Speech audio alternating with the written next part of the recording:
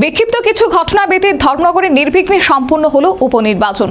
উৎসাহে ভোট দিলেন সব শ্রেণীর মানুষ। কড়া নিরাপত্তায় সম্পূর্ণ হলো ভোট গ্রহণ। ভোট পড়ল ৮০% অধিক। এখন স্ট্রং রুমে ইভিএম বন্দি গণরায়। এবার সবার নজর ফল ঘোষণার দিকে। বিক্ষিপ্ত কিছু ছোটখাটো ঘটনা ছাড়া নির্বিঘ্নে সম্পূর্ণ হয়েছে ৫৬ ধর্মনগর বিধানসভা কেন্দ্রের উপনির্বাচন। নির্বাচন দপ্তরে দেওয়া তথ্য অনুযায়ী মোট ৮০.০৪% ভোট পড়েছে, যা এই কেন্দ্রে ভোটারদের উৎসাহ এবং সচেতনতার প্রতিফলন বলেই মনে করছে প্রশাসন। সকাল ৭টা থেকে ভোট গ্রহণ শুরু হতেই বিভিন্ন বুথে ভোটারদের ভিড় লক্ষ্য করা যায়। নারী, পুরুষ, যুবক এবং প্রবীণ সব শ্রেণীর ভোটারদের স্বতঃস্ফূর্ত উপস্থিতি ছিল উল্লেখযোগ্য। অনেক জায়গায় প্রথম কয়েক ঘন্টাতেই লম্বা লাইন তৈরি হয়। এই কেন্দ্রে মোট ৪৬,১৪২ জন ভোটার ছিলেন। এর মধ্যে ২২,৩৮৪ জন পুরুষ ভোটার এবং ২৩,৭৫৮ জন মহিলা ভোটার তালিকাভুক্ত। ভোট গ্রহণের জন্য ৫৫টি পোলিং স্টেশন তৈরি করা হয়েছে। এর মধ্যে ৩২টি শহরাঞ্চলে এবং ২৩টি গ্রামাঞ্চলে। ভোটারদের আকৃষ্ট করতে ১১টি মহিলা পরিচালিত পোলিং স্টেশন এবং ১১টি মডেল পোলিং স্টেশন করা হয়। প্রতিটি বুথে ছিল পানীয় জল, বসার ব্যবস্থা এবং প্রাথমিক চিকিৎসার সুবিধা। নির্বাচন পরিচালনার জন্য ১৯৫ জন ভোট কর্মী এবং ৭৫ জন মাইক্রো অবজারভার নিয়োজিত ছিলেন। রিটার্নিং অফিসার দেবযানী চৌধুরীর নেতৃত্বে পুরো প্রক্রিয়া সম্পন্ন হয়। সহকারী রিটার্নিং অফিসার হিসেবে দায়িত্ব পালন করেন তনুজ্যোতি সাহা, বেঞ্জামিন ডারলং এবং সুবর্ণপদ মুরাসিং।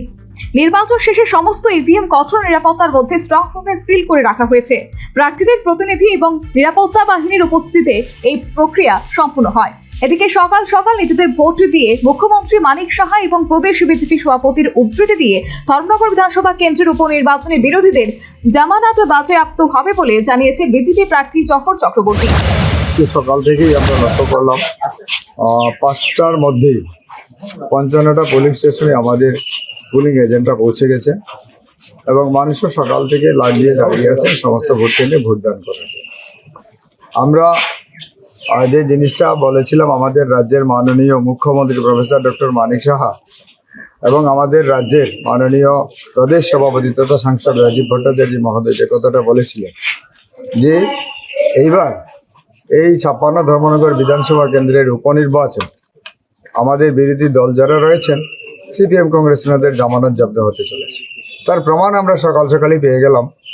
ধর্মনগরে ৫৫টা পোলিং স্টেশনের মধ্যে ১১টা ফিমেল করা হয়েছিল নির্বাচন কমিশনের গাইডলাইন অনুযায়ী, কিন্তু আমরা লক্ষ্য করলাম আমাদের বিরোধী কংগ্রেস এবং সিপিএম ওনারা কিন্তু সেখানে ফিমেল এজেন্ট পোলিং এজেন্ট দিতে পারেননি। কাজেই প্রথম ধাপেই বলবো ওনারা প্রথম ধাপে অনেকখানি পিছিয়ে। অন্যদিকে বাম প্রার্থী অমিতাভ দত্ত অভিযুক্ত হিসেবে কারোর নাম উল্লেখ না করে ভোট কেন্দ্র থেকে বামেদের পোলিং এজেন্ট বের করে দেওয়া হয়েছে বলে অভিযোগ তুলেন। এখন পর্যন্ত তো শান্তিপূর্ণই, এখন পর্যন্ত শান্তিপূর্ণ। ভোট প্রক্রিয়া মানে প্রত্যেকটা সেন্টারে ঠিকভাবে চলছে? হ্যাঁ, স্বাভাবিকভাবেই চলছে। একটা যে বিজেপি যে প্রার্থী আছে উনি একটা অভিযোগ করেছেন যে আমাদের যে মহিলা পরিচালিত যে বুথ সেন্টারগুলো আছে সেগুলোর মধ্যে আপনারা পোলিং এজেন্ট দিতে পারেন, সেই ব্যাপারে কি বলবেন? সম্পূর্ণ মিথ্যাচার সংস্কৃতি আমদানি করেছেন। আমাদের প্রত্যেকটা পোলিং স্টেশনে আমাদের পোলিং এজেন্ট রয়েছে, প্রত্যেকটা স্টেশনে। শুধুমাত্র একটা পোলিং স্টেশন ৬ নম্বর পোলিং স্টেশনে এখন আমাদের কোনো পোলিং এজেন্ট নেই। ২ জন পোলিং এজেন্টকে ভয় ভীতি দেখিয়ে, হুমকি দিয়ে, প্রাণনাশের হুমকি দিয়ে বের করে দেওয়া হয়েছে। একটি মাত্র ৬ নম্বর পোলিং স্টেশন ছাড়া সব জায়গায় আমাদের পোলিং এজেন্ট রয়েছে। জানিয়েছি, সর্বত্র জানিয়েছি, নির্বাচন আধিকারিক সহ সবাইকে জানি। উপনির্বাচনে বিজেপি, সিপিএম, কংগ্রেস সহ মোট ৬ জন প্রার্থী প্রতিদ্বন্দ্বিতা করেছেন। কংগ্রেস প্রার্থী হিসেবে প্রতিদ্বন্দ্বিতা করছেন চয়ন ভট্টাচার্য। ধর্মনগর উপনির্বাচনে কোথাও কোথাও উৎসবের মেজাজ ম্লান হয়েছে বলে জানিয়েছে কংগ্রেস প্রার্থী। যে উৎসবের মেজাজ কোথাও কোথাও খানিকটা ম্লান হয়েছে। আপনারা দেখবেন কিছু কিছু বুথ কেন্দ্রে মানুষ আসছে না, কিছু কিছু এটা হুমকি ধমকি চমকানি কালকে রাত্রে থেকেই শুরু করেছে। এবং সবচেয়ে দুর্ভাগ্যের প্রতিপক্ষের প্রার্থী যিনি দাঁড়িয়েছেন মিস্টার জহর চক্রবর্তী, দেখবেন নিয়ম অনুসারে ভোটিং ক্যাম্পাসের মধ্যে কোনো বাইট দেওয়া যায় না, উনি বাইট দিয়েছেন। ও প্রশাসন বধির হয়ে গেছে, অন্ধ হয়ে গেছে। এই ভোটিং কমপ্লেক্সের মধ্যে দাঁড়িয়ে জহর চক্রবর্তী মহোদয় বাইট দিয়েছেন, যেটা নির্বাচনী আইনে পারে না, নির্বাচনী আইনের পরিপন্থী। যাই হোক, আমরা সবটা নজর রাখছি, মানুষকে আমরা সাহায্য করছি, মানুষ তার গণতান্ত্রিক মতামত যাতে ব্যক্ত করে পারতে পারেন খোলামেলাভাবে। আমাদের কর্মী সমর্থক তারা আছে মাঠে, আমরাও আছি। এখন পর্যন্ত এই ছাড়া দুটো ইনসিডেন্ট ছাড়া আর কিছু আমাদের সামনে এখনো নজরে আসে। ভোট কেন্দ্রে সার্বিক পর্যাপ্ত ব্যবস্থা হয়েছে বলে জানিয়ে শান্তিপূর্ণ ভোটের ব্যাপারে সহমত পোষণ করলেন উত্তর জেলার নির্বাচনী আধিকারিক চাঁদনী চন্দ্র। ये कॉन्स्टिट्यूंसी का बाई इलेक्शन चल रहा है, तो आप देख सकते हैं बहुत अच्छा भीड़ है हर पोलिंग स्टेशन में।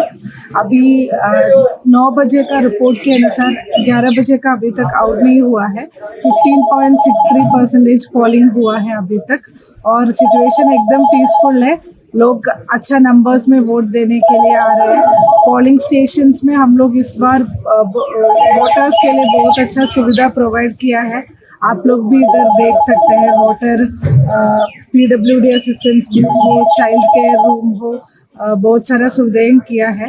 और हमारा पोलिंग बूथ्स तो थीम बेस्ड भी अभी किया है, चाइल्ड मैरिज का अगेंस्ट हो या ड्रग्स का अगेंस्ट हो। तो हम लोग आशा करते हैं कि और भी लोग वोट देने के लिए आएगा और ये शांतिपूर्वक भावे प्रोसेस कंप्लीट।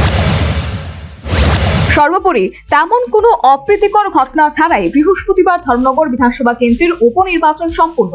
তা সম্পূর্ণ হতেই ফল ঘোষণাকে ঘিরে রাজনৈতিক মহলে বাড়ছে আগ্রহ ও জল্পনা। এখন অপেক্ষা শুধু ভোট গণনার। EVM এ বন্দী জনতার রায় ঠিক করবে আগামী দিনে ধর্মনগরের রাজনৈতিক সমীকরণ কোন দিকে যাবে। Bureau report, news vanguard.